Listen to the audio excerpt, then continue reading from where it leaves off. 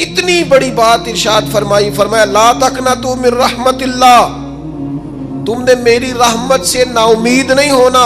اللہ کی رحمت سے نا مالک کیا ملے گا؟ فرمایا ان اللہ یغفر الذنوب جمیعا، اللہ سارے گناہ معاف فرما دے گا۔ تو جن لوگوں کو اللہ کی رحمت پر نبی کریم علیہ السلام تشریف فرما ہے، امام غزالی نے لکھا ایک بدو آ گیا، دیہاتی سادہ آدمی، سادے بندے بھی سادے ہوتے ہیں، ان کا بھی اپنا طرز زندگی ہوتا ہے۔ تو بدو آ گیا، سادہ آدمی تھا، آتے ہی السلام علیکم لے کے نا تو کوئی بات ہی نہیں کی، سیدھا سیدھا ہی کہتا یا رسول اللہ صلی اللہ علیہ وسلم یہ بتائیں قیامت کے دن حساب کس نے لینا ہے؟ حضور فرمانے لگے بھائی یہ تو بڑی صاف سی اور مختصر سی اور سادہ سی بات ہے، حساب تو اللہ تعالیٰ نے لینا ہے۔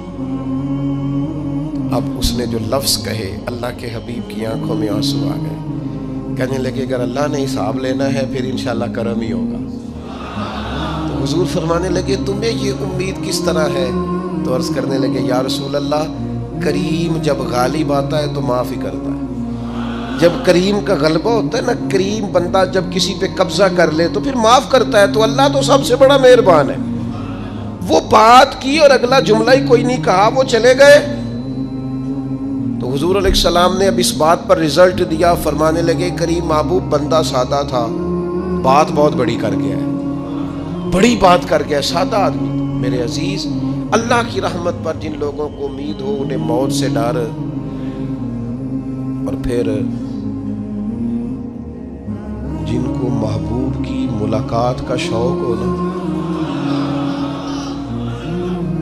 ہم نے جان دے دی وعدہ دیدار پر، ہم سے وعدہ کیا گیا تھا کہ تم مرو گے نا تو تمہیں دیدار ملے گا، تو ہم نے جان ہی دے دی وعدہ دیدار پر، جان ہی دے دی وعدہ دیدار پر۔ اور پھر فرماتے ہیں نقد اپنا دام ہو ہی جائے گا، فرماتے ہیں ہم نے جان دی ہے اس وعدے پر کہ وہ ملے گا، تو امید ہے کہ یہ سودا ادھار نہیں۔ جیسے ہی قبر میں جائیں گے سامنے حضور کی زیارت نصیب ہو جائے گی۔ اس لیے لحد میں بھی عشق رخ شاہ کا داغ لے کے چلے، اندھیری رات سنی تھی سو چراغ لے کے چلے۔ یہ حدیث آپ نے بھولنی نہیں، یہ تنہائیوں میں یاد رکھنے کی روایت ہے، یہ تنہائیوں میں پڑھنے کی روایت ہے۔ یہ اپنے ذوق کو تازہ، جو لوگ کہتے ہیں نا وجد سرور کیف میں جانا چاہتا ہوں، وہ مشکات شریف کی اس حدیث کو دیکھے۔ اللہ کے حبیب علیہ السلام نے فرمایا لوگوں میں تمہیں بتاؤں قیامت کے دن اللہ تعالیٰ بندوں سے پہلا سوال کیا فرمائیں گے اور بندے اس کا جواب کیا دیں گے؟ یا رسول اللہ کرم فرمائیے بتائیے۔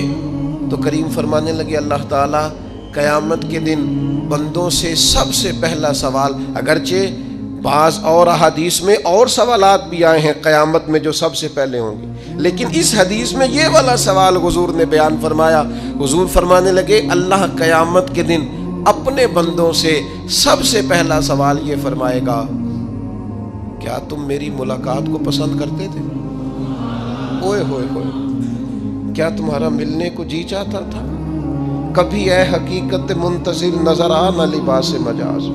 اقبال کہتے ہیں تیرے کرم اتنے ہیں دل کرتا ہے تجھے دیکھیں، کبھی کبھی اے حقیقت منتظر نظر آ نہ لباس مجاز میں، لاکھوں سجدے تڑپ رہے ہیں میری جبین نیاز میں، تمہارا دل کرتا تھا مجھ سے ملنے کو؟ حضور فرماتے بندے عرض کریں گے مالک بڑا دل کرتا تھا۔ تو پھر اللہ فرمائیں گے یہ گفتگو کی معنویت تو دیکھو یار، اس کا حسن تو دیکھو۔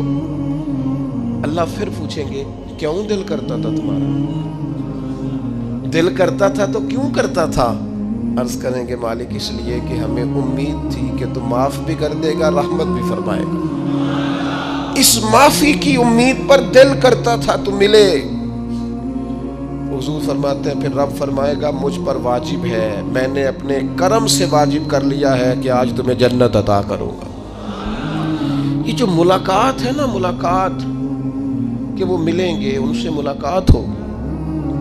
عمر بیت گئی نا نام جپتے، عمر بیت گئی نا تذکرہ کرتے، ہم سے بھی لوگ پوچھتے ہیں کیا کمائی کی، کیا زندگی میں حاصل کیا، تو ہم کہتے ہیں شرق سے غرب تک ملک کے ایک کونے سے لے کر دوسرے کونے تک مدینے والے کی بات کی، حضور کا ذکر کیا ہے۔ نبی پاک کے میں اپنی حیاتی تو قربان تھی، وہاں ساری محمد محمد پکیندے گزر گئی ساری۔ یہ اعزاز ہے، یہ کرم ہے۔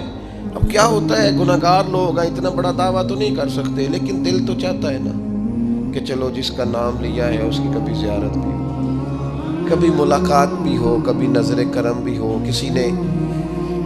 کسی نے اپنے محبوب سے کہا تھا کہ ذرا ایک نظر مجھ پہ بھی کیجئے، تو قریب بیٹھے ایک شخص نے کہا یار تو نے بڑا دعویٰ کیا ہے، جو محبوب ہوتے ہیں ان کو تکلیف نہیں دی جاتی، تو کہتا ہے پورا چہرہ ہی تیری طرف پھیرے۔ تو پھر اس نے اس درویش سے پوچھا کہ میں بھلا پھر کیا کروں، میرا دل تو میرا بھی کرتا ہے نا، چلو یہ تو آپ کی بات ٹھیک ہے کہ اب میں محبوب سے کہوں کہ اتنی تکلیف کرے کہ میری طرف پورا رخ پھیرے تو ٹھیک نہیں، تو پھر بتائیں میں کیا کروں؟ تو اس نے کہا ان راہوں میں کھڑا ہو جا جن راہوں کی طرف وہ کریم دیکھتا ہے۔ چلو اسی با کردار کو دیکھتے دیکھتے بیچ میں تیرے اوپر بھی نظر، مجھ پہ محشر میں نصیر ان کی نظر پڑ ہی گئی، مجھ پہ محشر میں نصیر ان کی نظر، اوئے ہوئے اللہ کرے آپ کو بھی وہ لطف آئے جو مجھے آ رہا۔ کہتے مجھ پہ محشر میں نصیر ان کی نظر، یہ انتہائی عاجزی ہے کہنے والے کی۔ اس نے بالکل اپنے آپ کو ختم کر کے کہا کہ میں قابل تو نہیں تھا، اور میں پھر تکلیف دیتا کہ میری طرف دیکھیں، اسپیشل میرے لیے وقت نکالیں۔ پر کرم یہ ہوا کہ مجھ پہ محشر میں نصیر ان کی نظر پڑ ہی گئی۔ کہنے والے اسے کہتے ہیں خدا کا کرنا، کہنے والے اسے کہتے ہیں خدا کا کرنا۔ اللہ نے کیا کہ نظر مجھ پر پڑ ہی گئی، اور جب پھر پڑ گئی تو تیری ایک نظر کا کمال ہے اور میری زندگی کا سوال ہے۔ بس جب پڑ گئی تو سو پھر پڑ گئی۔ موت سے وہ بندہ کبھی نہیں ڈرتا جسے ملاقات کا شوق ہو، ملنا چاہے داتا علی اجویری سے اور موت سے ڈرے، ملنا چاہے حضرت غوث پاک جیلانی سے اور پھر موت سے ڈرے۔ زندگی گزری ہو علی علی کرتے پھر موت سے ڈرے، عمر بھر سیدنا عثمان غنی کی سخاوت کی بات کی ہو اور پھر جنت میں جا کے ان سے ملنے کا شوق پیدا نہ کرے، ساری زندگی سیدنا فاروق کا عدل بیان کیا ہو، ساری زندگی ان کے انصاف کا تذکرہ کیا ہو، پوری امت کو بتایا ہو کہ اگر جینا چاہتے ہو تو عمر کے رستوں پر چلو، اور پھر یہ موت سے ڈرے اور مر کے جناب فاروق اعظم کی زیارت کو پسند نہ کرے۔ جسے صدیق کی وفائیں یاد ہو، جنہیں جناب ابو بکر صدیق کا عشق یاد ہو، وہ پھر ان کی زیارت نہ کرنا چاہے اور ساری عمر حضور کی نعت پڑھی ہو۔ مانا نہیں آتا تھا پھر بھی کہا بلغ العلا بکمالہ کشف الدجا بجمالہ حسنت جمیع خصالہ صلو علیہ والہ سے نہیں ترجمہ آتا تھا، پر جب بھی کو پڑھتا تھا یہ بھی جھومتا تھا مولا یا صلی وسلم دائماً۔ میں آپ کو بتاتا ہوں توتلا آدمی، توتلا اور دیوانہ مجذوب بیچارہ، سمجھ نہیں، توتلا بولنا بھی ٹھیک نہیں آتا۔ مجھے نماز کا سلام پھرا تو وہ جلدی آ گئے، وہ ایک مجذوب آدمی تھے، سادے تھے، تو سلام لی تو کہنے لگے میں گل کرنی سی، تو میں نے ان سے کہا کہ تھوڑی دیر کے بعد ملتے ہیں۔ سادہ آدمی ہے، اللہ مجھے معاف کرے، میں کوئی نقل تو نہیں ان کی اتار سکتا، اس زبان کو ہم توتلی نہیں کہتے، ہم اس زبان کو بلالی زبان کہتے ہیں۔ یہ بڑی خوبصورت زبان ہوتی ہے، یہ جو توتلے لب و لہجے ہوتے ہیں نا، وہ جب بچہ پوری طور پہ اماں نہیں کہہ سکتا، توتلا ہوتا ہے تو کوئی مزہ آتا ہے اماں کو اماں کہلوانے میں۔ جب وہ پوری طور پر باپ کو بابا نہیں کہہ سکتا اور توتلا ہوتا ہے تو کوئی مزہ آتا ہے کہنے میں۔ وہ جب دادی نانی دادا کہتا ہے تو دادے کا دل کرتا ہے یہ 100 بار کہے، چونکہ اسے کہنا نہیں نہ آتا، لیکن اس توتلاہٹ میں جو اس کو لطف آتا ہے۔ مجھے بڑے لوگ آ کے شعر سناتے ہیں، میں نے بڑے خوشگلو نعت خوانوں سے زندگی میں سنا ہے، وہ صاحب میرے پاس آئے اور میں نے کہا بعد میں ملیں گے، تو سادہ آدمی ہے، مجذوب ہے، پورا شعور نہیں رکھتا، مجھے کہنے لگا مصطفیٰ جان رحمت کے بعد، مصطفیٰ جان رحمت پہ لاکھوں سلام کے بعد، یعنی معنی یہ تھا کہ سلام کے بعد، تو اب بڑے بڑے سریلے بندوں سے بھی بندہ سنتا ہے میرا دل کرے، اور میں نے جان بوجھ کے ان سے کہا دوبارہ کیا جائے ذرا، کیونکہ توتلے تھے نا. میں نے کہا تو کہنے لگے مصطفیٰ جان رحمت پہ لاکھوں سلام کے بعد او میرے عزیز یاد رکھو ساری زندگی حضور کی نعتیں پڑھی، نبی پاک کے تذکرے سنے، اب موت سے ڈر جائیں؟ حالانکہ موت تو ایک پل ہے، پل سے گزریں گے تو سامنے اللہ کا دیدار بھی ہوگا، مدینے والے کی زیارت بھی نصیب ہوگی. تو زیارت ہوگی اور ہر نظر کانپ اٹھے کہ محشر کے دن خوف سے ہر کلیجہ دہل جائے گا، اوڑھ کر کالا جبہ وہ آ جائیں گے اور سارے محشر کا نقشہ بدل جائے گا. یہ موت کا خوف نکالنے والی چیزیں ہیں، ڈر. اچھا مجھے ایک بات بتائیں، یہ میں امید کی بات کرنے لگا ہوں، چلیں اب یہ بات تو مشکل ہے پر کرنی پڑے گی، مجبوری ہے. کبھی کبھی ابا جی سے مار بھی پڑ جاتی ہے بندے کو، گھر میں کوئی 2-4 لگ بھی جاتی ہیں، تو اس وقت نا جو سب سے بڑا سہارا کسی کو نصیب ہوتا ہے وہ یہ ہوتا ہے کہ اللہ کرے اماں گھر میں موجود ہو. اور میں نے دیہاتوں میں کئی مائیں ایسی دیکھی ہیں جو بیٹے کے حصوں کی مار کھاتی ہیں. ابا نے ڈنڈا لے لیا ہے بیٹے کی غلطی پہ، اب اماں بیچاری سامنے ہو گئی ہے، 2-4 اس نے بھی کھا لی. یہ بات آپ سمجھیں، موت کا خوف نکالنے کے مفہوم میں بات عرض کر رہا ہوں. اماں موجود ہو نا گھر میں تو ابا سختی بھی کرنے لگے تو کسی وقت احساس ہوتا ہے کہ جناب یہ سختی نہیں ہوگی کیونکہ میری اماں، اور اماں پوری وکیل بن جاتی ہے کہ نہیں تو نہیں پتا وہ ہو گئی غلطی، وہ فلانے دے منڈے نے خراب کیتا ہے، حالانکہ ہو سکتا ہے اس نے اس کو بھی خراب کیا ہو، لیکن وہ اماں وکیل ہے، وہ وکالت کر رہی ہے اور وہ بے لوث کر رہی ہے. ہوتا ہے ایسے، اس بات کو سمجھ لے اچھے طور پر. موت کا خوف نہیں، ڈر نہیں، اس لیے کہ گھر میں ماں موجود ہو تو باپ کا ڈر نہیں ہوتا. تو قبر حشر میں تو رسول کریم موجود ہے، وہاں تو نبی کریم موجود ہے، وہاں تو اللہ کریم اپنی رحمت فرمائے گا بندوں پر. اس لیے خوف نہیں، پینک نہیں، اپنی غلطیوں کا احساس ضرور کریں، اپنے اعمال پر توجہ ضرور دیں، لیکن موت کے خوف تلے دبتے نہ جائیں. انشاءاللہ صبح قیامت کرم ہوگا. میرے نبی پاک علیہ الصلوۃ والسلام نے تو فرمایا ہے بس ہم نے ایمان کامل لے کے جانا ہے دنیا میں. حضور نے فرمایا ہے جس طرح 14ویں رات کا چاند چمکتا ہے اس طرح میرے غلاموں کے چہرے چمکیں گے قیامت کو. اللہ کے رسول صلی اللہ علیہ وسلم فرماتے ہیں جسم کے جن جن حصوں پر وضو کا پانی لگتا رہا وہ قیامت میں چمکیں گے. دور سے لوگ ان کا نور دیکھیں گے، پتہ چلے گا وہ محمد عربی کے غلام آ رہے ہیں. یہ کرم ہوگا صبح قیامت، یہ عطائیں ہوں گی. اس لیے مومن موت سے ڈرتا. سیدنا بلال حبشی رضی اللہ تعالیٰ عنہ، آخری وقت ہے، نزع کا عالم طاری ہے، اور یہ گفتگو دیکھیں غلاموں کی. آپ کی اہلیہ رو پڑی، کہنے لگی ہائے ہائے افسوس. حضرت بلال فرمانے لگے کیا ہوا؟ کہنے لگی افسوس ہے کہ آپ دنیا سے جا رہے ہیں. تو حضرت بلال نے مضمون ہی بدل دیا، سوچ کا زاویہ ہی بدل دیا. فرمانے لگے یہ افسوس کا مقام نہیں، یہ تو خوشی کا مقام ہے.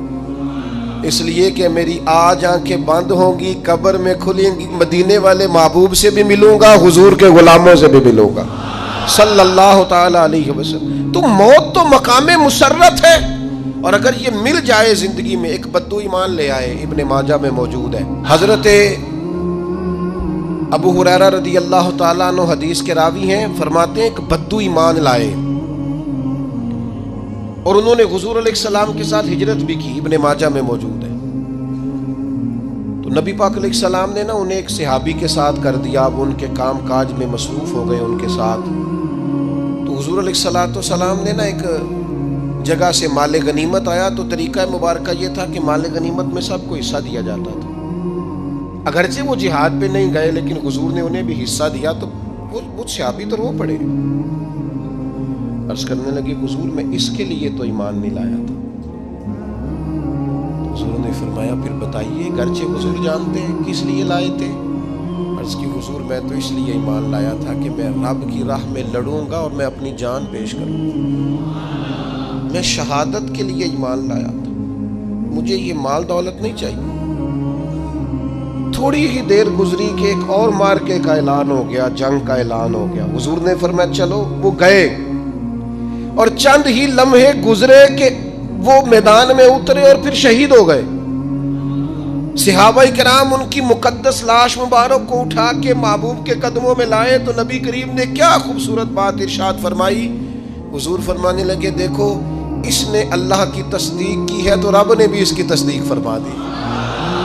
اور پھر یہ دو جملے محبوب کہتے کہتے اٹھے اور پھر حضور نے اپنا جبہ مبارک اتارا اور اتار کے فرمایا اس بندے کو نہ اس جبے میں کفن دے دو, اس میں اسے کفن دو, اس لیے کہ تو شہادت کے لیے ایمان لایا, موت کی آنکھوں میں آنکھیں ڈال کے جیا, اپنی زندگی کمزور نہ گزاری. مسلمانوں پہ کافر کا رعب طاری ہو گیا ہے. ایک تو ہوتا ہے نا کہ کوئی مدد کرنا, کوئی آگے بڑھنا, فلسطین کا نام تک نہیں لے رہے حکمران زبان سے, ذکر تک نہیں کر رہے, چینل ذکر نہیں کر رہے. اتنا رعب, اتنا کفر کا خوف, صرف اس لیے کہ ہمیں موت کا ڈر ہے. مر جائیں گے تو بستر پہ نہیں مریں گے, بیماریوں سے نہیں مر جاتے لوگ. خدا کے بندو اپنی زندگی میں اتنا خوف اگر موت کا پیدا کر لو گے.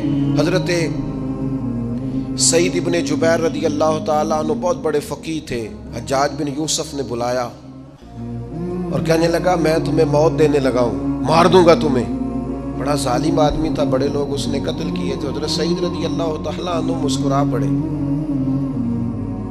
اور غصے میں آیا, کہنے لگا کیوں ہنستے ہو؟ فرمانے لگے تو بڑا بیوقوف ہے, تجھے کس نے کہا زندگی اور موت تیرے ہاتھ میں, یہ تو تب آئے گی جب میرا رب چاہے گا. کہنے لگا لے جاؤ ان کو اور جا کے قتل کر دو. تو وہ جب جلاد لے جا رہے تھے تو آپ اور کھل کے مسکرائے, ہنسے. یہ آپ کی طاقت ہے کہ موت کو دیکھ کے مسکراہٹ ہو, لبوں پہ تبسم رقصہ ہو, مسکرائے.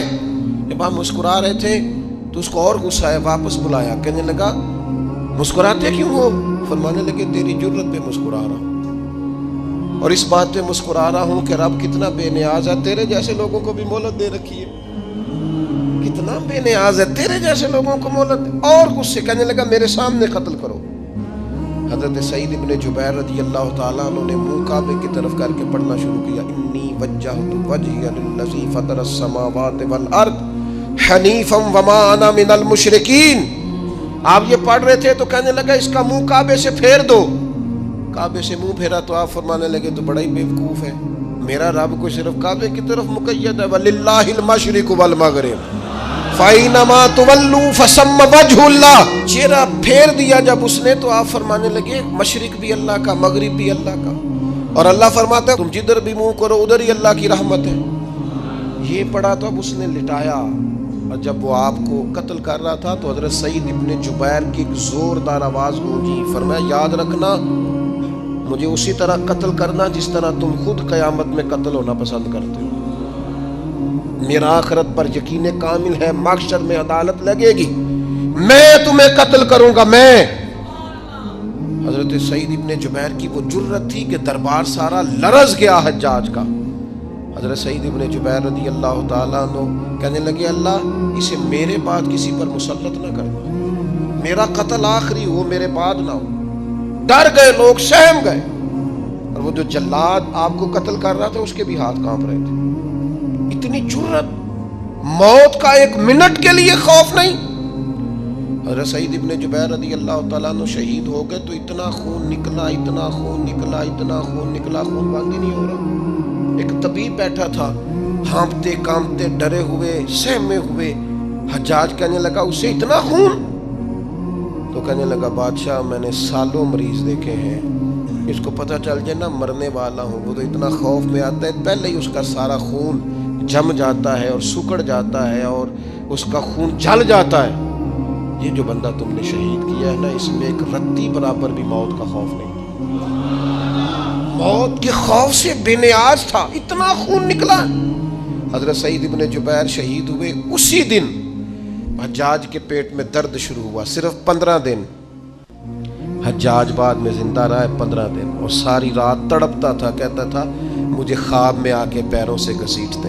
حضرت سعید ابن جبیر چلاتا تڑپتا 15 دنوں کے اندر. طبیبوں نے کہا تیرا جو مرض ہے یہ کوئی آسمانی عذاب ہے. میرے عزیز موت سے ڈرے نہیں بلکہ جو ظالم ہو ان کو ڈرا دیں, یہ مومن کی شان ہے.